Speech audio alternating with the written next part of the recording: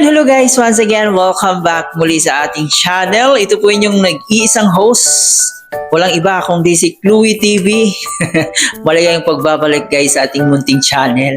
So yan na nga guys, malapit na talaga yung Pasko. So nakabili na ba kayo ng pangregalo sa inyong mga inaanak, sa inyong anak, sa inyong mga special sa buhay. So, ayan, mag-ready na po kayo guys kasi Christmas is coming na talaga. Wala nang makakapigil pa. At dahil Christmas is coming na, meron tayong magandang balita dito sa ating Mikris ngayon. Sabi kasi dito, sa nakuha nating video clip, ay magbabalik na yung Mikres at yun po ang ating aabangan. Kahit papano ay meron tayong good news na nakukuha para mabuhayan ng loob yung mga Mikres supporters natin na parang nanghihinayang na, nanghihinaan na ng loob. So at least kahit papano guys, meron pong update ngayon. At napakagandang balita talaga ito kasi yun, magbabalik na po yung Mikres. At kung natatandaan nyo, sinabi ni Kalinga Prab na isa ang Mikres sa sinuspende or pinost muna dahil sa kadahilanan na merong mga kunting problema.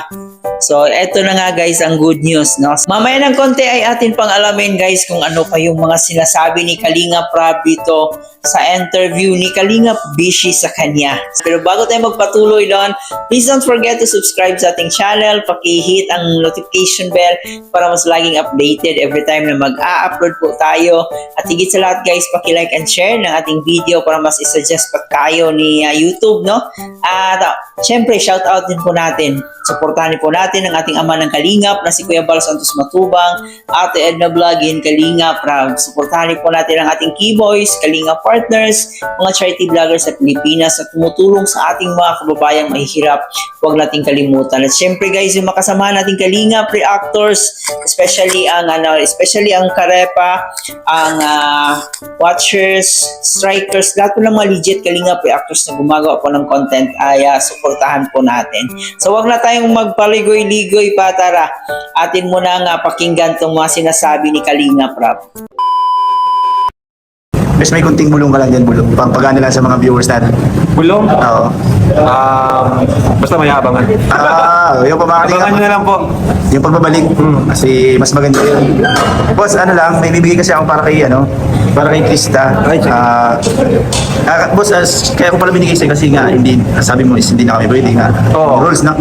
Pa-explain mo na lang dito para... Kasi hindi kasi nagmumula yung mga issue, di ba, na masyado nang maluwag na kahit sino pwede magbigay ng pera sa beneficiaries. Kaya yan po isa sa binago natin para kahit pa paano, malesen na yung mga ganong pangyayari. At para malinis na baga, mawala na yung mga ganong... Dati kasi kahit nga mga reactor nakakabigay directly, di ba? Ngayon, mas maganda kung gusto nyo talagang makarating sa mga beneficiaries, padaan nyo po sa amin. Kay Kalinga Prain, yan. Tapos kaya atid na daw. Oo, kaya atid na. Ay, boss, meron dito 10,000.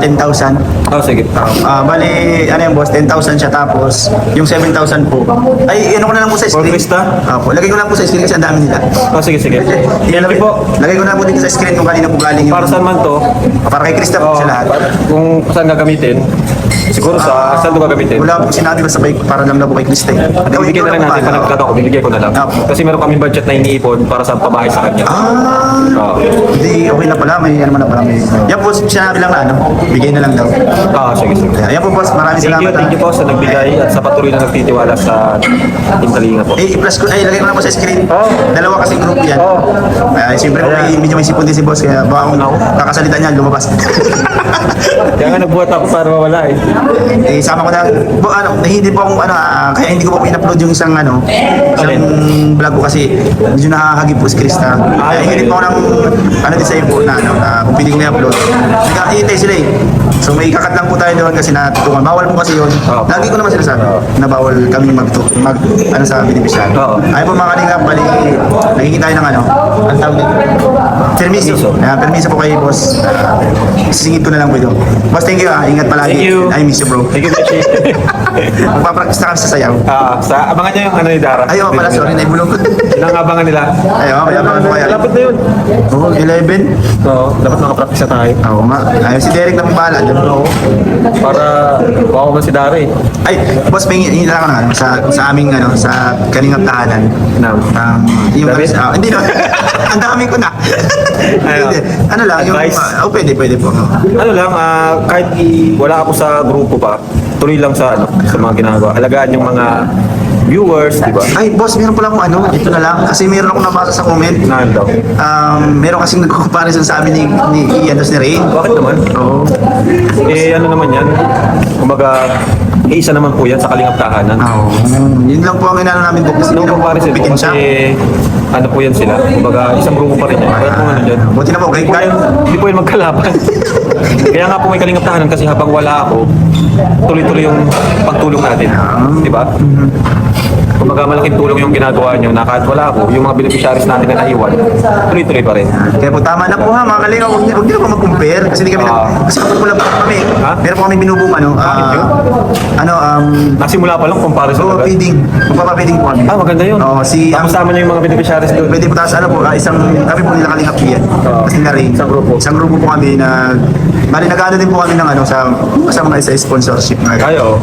Kasi sa kalingap tahanan, maliit lang yung channel na yan eh. Apo. Mas malaki pa nga yung views ng ano ko eh. Yung ano Kasi mo- simula pa lang ako eh. Oo, Kaya, malaking tulong din po may mga, yan, mapa-feeding, di ba? Mapapiling po kami. Yan na. Malay niyo po, meron mo makarinig dito mga ano natin. Oo, ganun yan. Madami yan. Okay. Ayun po mga kalingap, thank you po kay boss at nakasama ulit natin. Kasi ito lang po sa miss ka na talaga namin, sobra. Oo. Oo. Mabalik naman tayo sa ganung ano. Namiss namin yung rides natin pag sana summer bumalik yung rides natin. Inaano lang natin yung mga toxic. Pinaplansya. Pinaplat. Nilinis. Yan. Dito madaming simula na naglaylo ako, naglalabasan yung mga naglabasan bagay yung mga yung nakala mo ay tapat. Oo. Pero di pala hindi, di ba? Opo.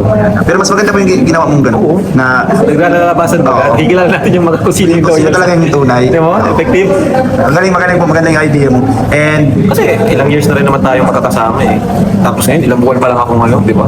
Wala pang isang buwan, napapahin. basta ako boss, hindi ako bibitaw. Dito lang kami naghihintay. Hindi siyempre, lagi nakasuporta. Kung saan kami So yun na nga po guys, no? Ang sinabi ni Kalinga Prab dito ay magbabalik na yung Micres. Pero hindi pa niya sinabi kung kailan ito.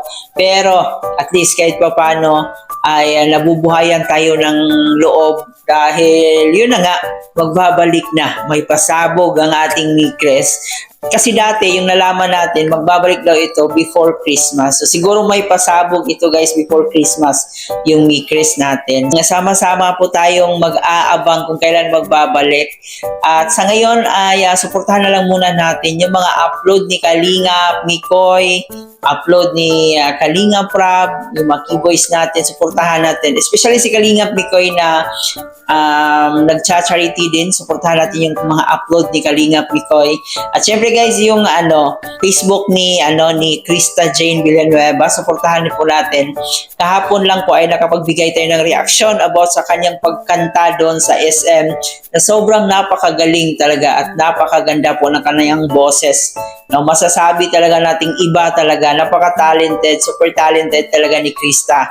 So, atin na munang panoorin yung mga uploads ng Micres kung namimiss natin sila. So balikan natin yung mga last episode. Sinabi rin po ni Kalinga Prab na meron lang po silang konting problema na inaayos. Kasi isa ang community ng Micres na nagkaroon ng problema pagdating sa sponsors, sa mga taong magbigay. At ito rin po guys ay nagpaalam din po si Kalingap Beshi kung pwede bang magbigay ng regalo or pera doon kay Krista. So yun, binigay na po ni Kalingap Beshi doon kay Kalinga Prab kasi tanging si Kalinga Prab po ang hahawak sa mga regalo, sa pera, kung ano mo yung ibibigay nila dito kay Krista. So mas mabuti rin po yun para at least idaan din muna nila kay Kalinga Prab, no? Para maibigay talaga ni Kalinga Prab doon kay Krista. So yun, maganda po yung hakbang ni Kalinga Prab na lahat po ng mga ibibigay kay Krista or sa kahit anong love team pa man yan ay idadaan muna sa kanya para at least informed din siya, ma-inform siya kung ano yung binigay, kailan binigay, sino yung nagbigay, di ba? So at least transparent po lahat. Kaya yon, abangan na lang po natin yung Mi Chris, guys. Alam po nami-miss nyo na po, pero aabangan natin to sa YouTube channel ni Kalinga Prab. Tanging si Kalinga Prab lang po yung makapag-decide kung kailan ito magbabalik. Pero panghahawakan natin yung sinabi niya na magbabalik na po ang Mi-Chris natin. Alright, I hope guys nag-enjoy kayo dito sa ating reaction video. Huwag kalimutan mag-subscribe, paki-like and share na rin ang ating video. And of course guys, pakisuportahan ang ating buong team Kalingap sa pangunguna ni Kuya Bal Santos Matubang. Maraming salamat. Ito po yung host na si Chloe TV. Thank you for watching.